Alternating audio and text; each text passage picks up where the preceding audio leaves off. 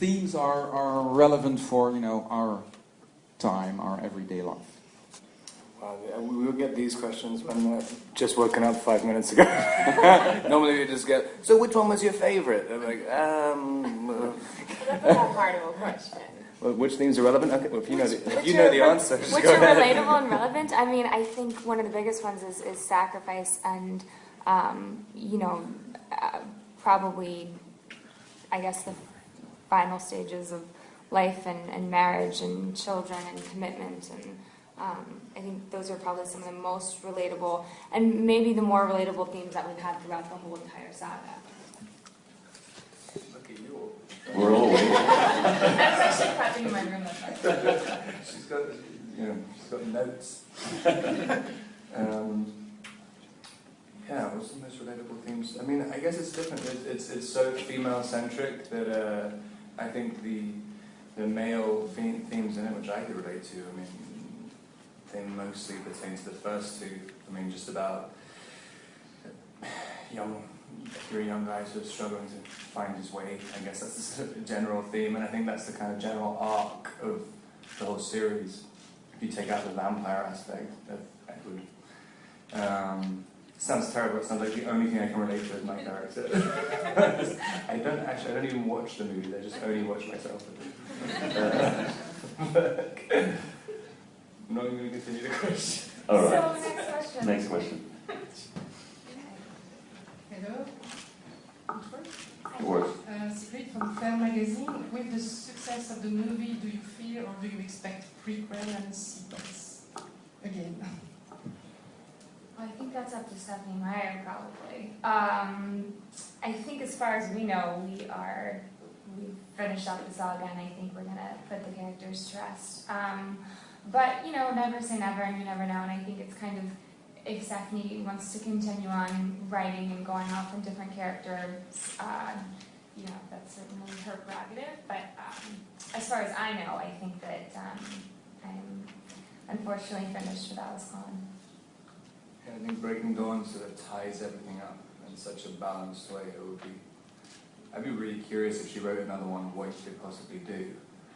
Also, even the titles. I mean, you know, it's kind of it's one time period, I guess. Yeah. And Breaking Dawn, you'd be like, the next Breaking Dawn, Breaking Dawn again. We'll just wait for the microphone. Yeah. Good morning. My question is, what did you not like about filming Breaking Dawn? What was the worst part about it? Cold weather. There was this one period where we were shooting in this huge green screen kind of warehouse, but it wasn't actually it wasn't a studio. It was where they used to sell cows, and so there was so much like dust in the air and just having this contact lens and stuff. It was the most awful experience. Oh, the one with the fake snow? Yeah, and they had this sort of fake snow for 2 months. Doing the same scene, it got to the point where you're just going completely insane. All you could think about, all you could think about was green every single day. No one knew what was going on. Like, no one even knew what movie we're shooting. Day or night. And also because we're in Louisiana and there's fake snow everywhere, it's extremely confusing.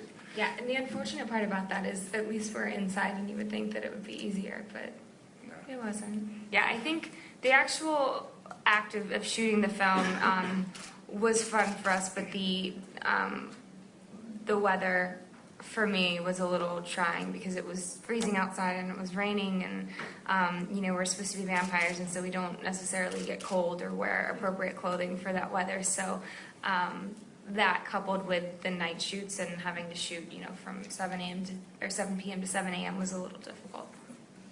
Right. Next question. Go over to the other side. Curious, did you expect this enormous hype of Twilight when you were making the first movie? And the second part of the question, has your preparation been changed? So I think it's easier now to act in the Twilight movies than in the first one. So has your preparation been changed? I know, I could probably say for you as well, I think for everybody, there was no hype at all. I mean, we were all around the same age in the cast on the first one, and we'd drive to set in a little minivan. I mean, it was kind of like, you know, it was just a relatively low budget movie. I mean, no one knew what was going to happen. But I think the first time people saw it, it was so different to everything else, the first one, that it was either going to completely disappear without a trace, or it had to be huge. Because I don't think it could ever have been a sort of middling success. My preparation, I think, I don't know. I mean, the first one was my first American movie, and I was terrified on the first one, and so I think I gave myself like 3 months prep time. I was just sitting in Portland, in Oregon, by myself, just, I don't know, trying to figure out how to act. But I guess I wasn't so nervous on the other one, so it kind of, I guess I had about a month. We just did normal rehearsals and things. But before, I used to think I was a method actor. So like, I was trying to play a vampire method. It just doesn't make any sense. I still don't know what method acting is. Yeah, I'm pretty much on the same page. I think as far as preparation went, I was kind of in the same boat as Rob, terrified. And, you know, we didn't really know what to expect, and being a vampire isn't something you can necessarily instantly relate to, so it is something that you really do have to put time and effort in to try and create these characters and make them real.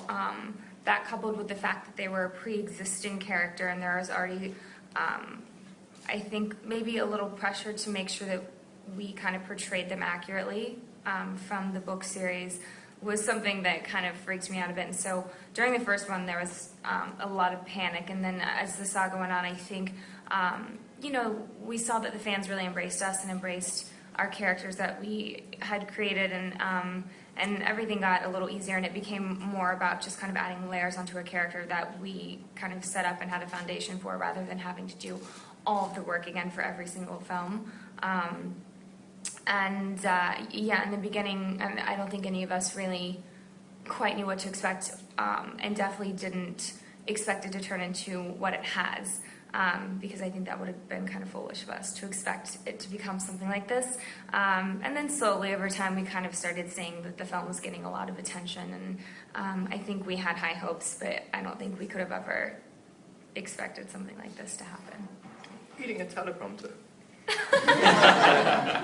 It's really strange. I feel like a 3-year-old. I'm just letting you answer all the questions first so I can go over them in my head before. All right, next question. Hi, I'm Elke from the newspaper Het Laatste Nieuws. I was wondering, the vampire Edward Cullen is a very serious guy. How much Edward Cullen is there in Robert Pattinson? Because you seem to me a bit like a Joker. You seem like a joke to me.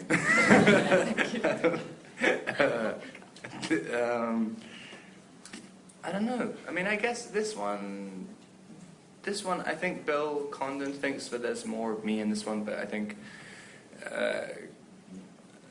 at the beginning, Edward and Bella it's the first time where there's a normal couple, and so there had to be some kind of payoff after the marriage, but like, you know, they feel comfortable with each other.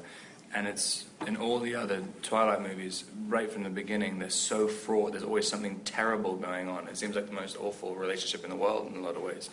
But, and so, yeah, not a lot of Edward seemed to be light. So I guess I just kind of played myself a bit at the beginning, I think. But I don't know if there is too much. I mean, I guess he overthinks stuff, and that's kind of, I think that's a crossover point, but there's not too much. Yeah.